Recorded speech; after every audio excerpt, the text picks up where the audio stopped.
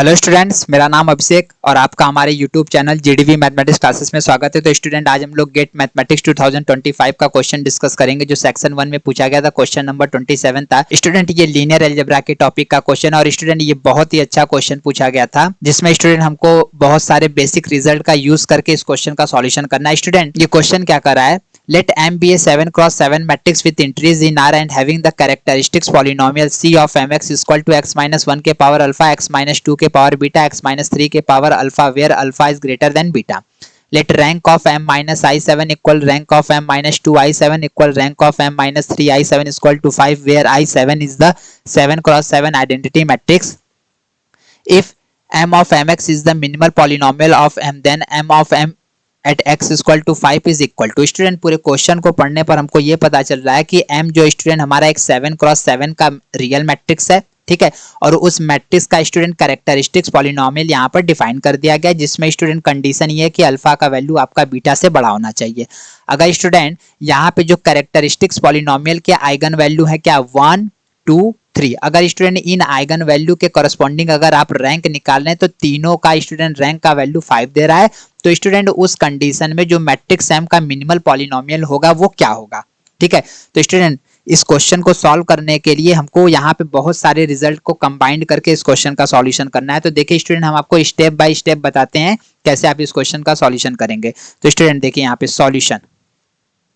अब स्टूडेंट देखिए यहाँ पे कैरेक्टरिस्टिक्स पॉलिनोमियल आपको गिवन है, तो स्टूडेंट आपको पता होना चाहिए कि जो कैरेक्टरिस्टिक्स पॉलिनोमियल होता है उसके पावर का सम जो होता है वो मैट्रिक्स के ऑर्डर के बराबर होता है। तो स्टूडेंट यहाँ पे देखिए मैट्रिक्स का ऑर्डर कितना है, 7x7 का है, ठीक है। तो अब इसका मतलब ये हो जाएगा स्टूडेंट की जो कैरेक्टरिस्टिक्स पॉलिनोमियल का पावर है अल्फा बीटा और 2, ठीक है, अल्फा बीटा और 2, इसका सम कितना होगा 7, ठीक है। तो यहाँ पे स्टूडेंट अल्फा प्लस बीटा का वैल्यू हम लोग निकालेंगे 5, इसको इक्वेशन नंबर 1 मान लेंगे। अब स्टूडेंट दूसरा कंडीशन यहाँ पर ये दिया गया कि अल्फा जो होगा वो हमारा बीटा से बड़ा होगा, ठीक है। तो यहाँ पर हम लोग क्या लिखेंगे, if alpha is greater than beta, then अगर स्टूडेंट इसमें हम लोग दोनों साइड अल्फा ऐड कर देते हैं, अल्फा प्लस अल्फा, तो इधर हो जाएगा अल्फा प्लस बीटा, तो इधर हो जाएगा 2 अल्फा और इधर हो जाएगा 5 इक्वेशन 1 से। तो स्टूडेंट यहाँ पे 2 से अगर डिवाइड करें तो हम ये देख रहे हैं कि अल्फा का वैल्यू 5/2 से बड़ा होगा।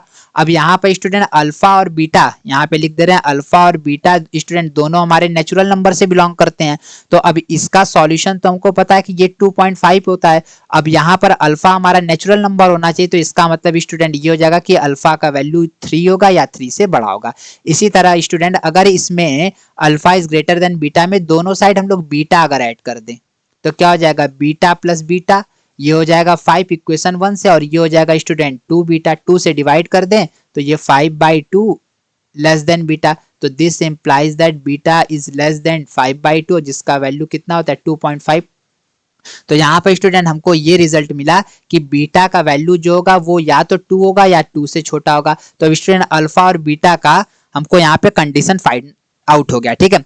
अब इसको सॉल्व करने के लिए स्टूडेंट यहाँ पर हम लोग कुछ बेसिक रिजल्ट लिखेंगे जो हमको पता होना चाहिए। पहला रिजल्ट स्टूडेंट ये है कि जो जियोमेट्रिक मल्टीप्लिसिटी होता है ईच आइगन वैल्यू का स्टूडेंट वो algebraic multiplicity of each eigen value से लेस देन या आर इक्वल होता है, ठीक है, लेकिन ये ग्रेटर देन क्या होता है, 0 होता है। पहला रिजल्ट इसको यूज करना है। दूसरा रिजल्ट स्टूडेंट ये यूज करना है कि जो जियोमेट्रिक मल्टीप्लिसिटी होता है फॉर ईच आइगन वैल्यू का उसको निकालते कैसे हैं, n माइनस रैंक ऑफ, यहाँ पे स्टूडेंट मैट्रिक्स m लिया गया तो इसलिए इसको m कर दे रहे हैं लैम्डा i, ठीक है। अब स्टूडेंट यहाँ पे हमको पता है कि जो मैट्रिक्स का ऑर्डर है वो 7 है, तो 7 minus rank of m minus lambda i। अब स्टूडेंट देखिए, अब यहाँ पर ऊपर क्वेश्चन में हर आइगन वैल्यू के कॉरस्पॉन्डिंग सबका रैंक दिया है और सबका रैंक स्टूडेंट कितना दिया गया है, वो बस 5 दिया गया है। तो इसका मतलब स्टूडेंट ये हो जाएगा कि जब हम लोग यहाँ पर जियोमेट्रिक मल्टीप्लिसिटी निकालेंगे लैम्डा इक्वल टू 1 का, तो ये स्टूडेंट हो जाएगा 7 माइनस 5 जिसका वैल्यू 2 आ गया है। इसी तरह स्टूडेंट जियोमेट्रिक मल्टीप्लिसिटी अगर ये निकालेंगे तो ये भी 7 माइनस 5 ये भी 2 हो जाएगा, और जियोमेट्रिक मल्टीप्लिसिटी स्टूडेंट अगर हम लोग लैम्डा इक्वल टू 3 के कॉरस्पॉन्डिंग निकालते हैं तो ये भी 2 हो जाएगा। तो स्टूडेंट यहाँ पर सारे आइगन वैल्यू का जियोमेट्रिक मल्टीप्लिसिटी हमको यहाँ पर कितना मिल रहा है, सेम मिल रहा है। तो अब स्टूडेंट अगर हम लोग लैम्डा इक्वल टू 2 की बात करें तो इसका जियोमेट्रिक मल्टीप्लिसिटी का वैल्यू कितना है, 2 है। तो अब रिजल्ट 1 में अगर इसको पुट कर देते हैं तो यहां पर क्या लिखेंगे, बाई रिजल्ट 1, बाई रिजल्ट 1। 1 में तो स्टूडेंट हमको ये पता है कि एल्जेब्राइक मल्टीप्लिसिटी जो होता है वो जियोमेट्रिक मल्टीप्लिसिटी से हमेशा क्या होता है, वो बड़ा होता है। अब स्टूडेंट देखिए लैम्डा इक्वल टू 2 क्या एल्जेब्राइक मल्टीप्लिसिटी क्या दिया है, तो इसको क्वेश्चन में देखिए यहाँ पर इसके पावर कितना लगा गया, बीटा। ठीक है, तो इसका मतलब स्टूडेंट ये हो गया कि जो बीटा का वैल्यू होगा वो हमारा 2 होगा या 2 से बड़ा होगा। तो इसको स्टूडेंट आप इक्वेशन नंबर 3 मान लीजिए और इसको स्टूडेंट आप इक्वेशन नंबर 2 मान लीजिए। तो यहां से स्टूडेंट ये पता चल रहा है कि बीटा का वैल्यू 2 होगा या 2 से छोटा होगा, और यहां पर स्टूडेंट हमको ये पता चल रहा है कि बीटा का वैल्यू 2 होगा या 2 से बड़ा होगा। तो यहां पर क्या लिखेंगे, फ्रॉम इक्वेशन 2 एंड 3।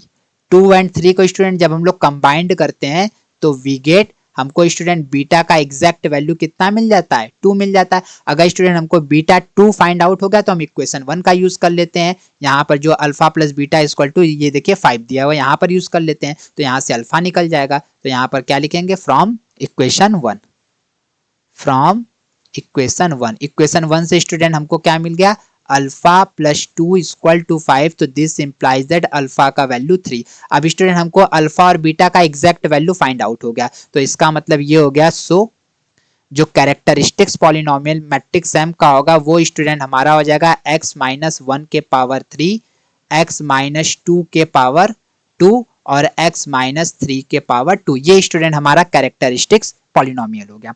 अब स्टूडेंट अब तीसरा रिजल्ट ये कहता है कि every matrix is similar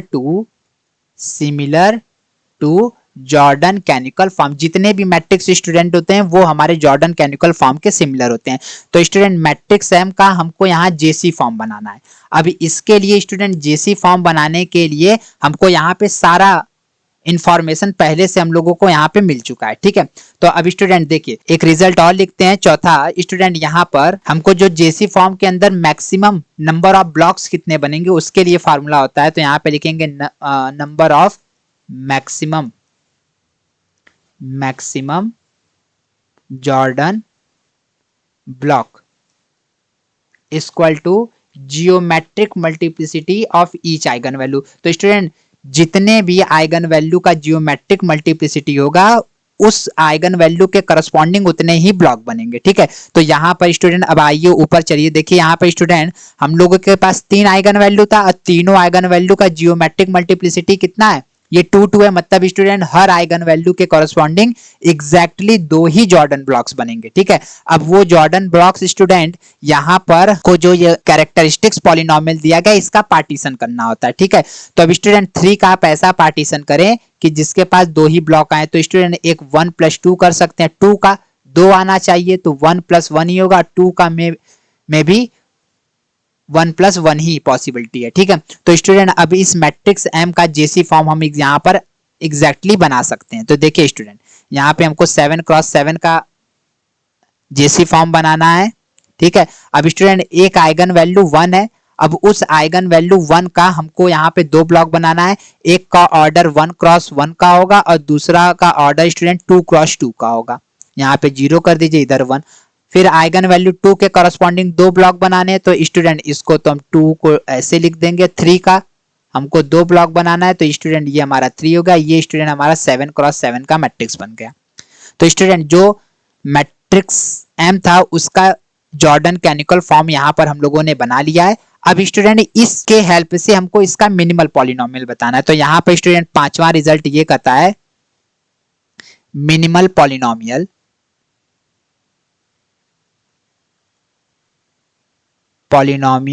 in JC form equal highest possible order of each eigen value।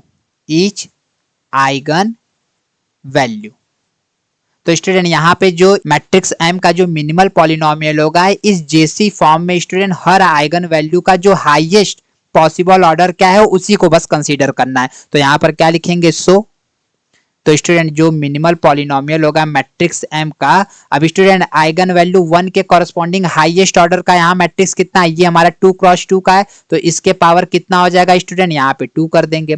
अब स्टूडेंट यहाँ पर आइगन वैल्यू 2 के कॉरस्पॉन्डिंग हाईएस्ट ऑर्डर कितना जा रहा है, दोनों में यहाँ पर दोनों में 1 क्रॉस 1 का जा रहा है, तो ये इसी तरह रहेगा स्टूडेंट, इसी तरह 3 में भी जा रहा है 1 क्रॉस 1 का। तो स्टूडेंट जो मैट्रिक्स एम है उसका मिनिमल पॉलिनोमियल एग्जैक्टली यही फाइंड आउट होगा, ठीक है।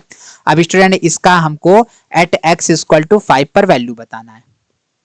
तो स्टूडेंट यहाँ पर हो जाएगा, जब 5 पुट करेंगे तो ये हो जाएगा 5 माइनस 1 का होल स्क्वायर, 5 माइनस 2 और 5 माइनस 3, ठीक है। तो स्टूडेंट ये हमारा हो जाएगा 4 का होल स्क्वायर, और ये हो जाएगा स्टूडेंट 3, और ये हो जाएगा 2, तो यहाँ पर होगा 16 और 6, ये हो जाएगा स्टूडेंट 96।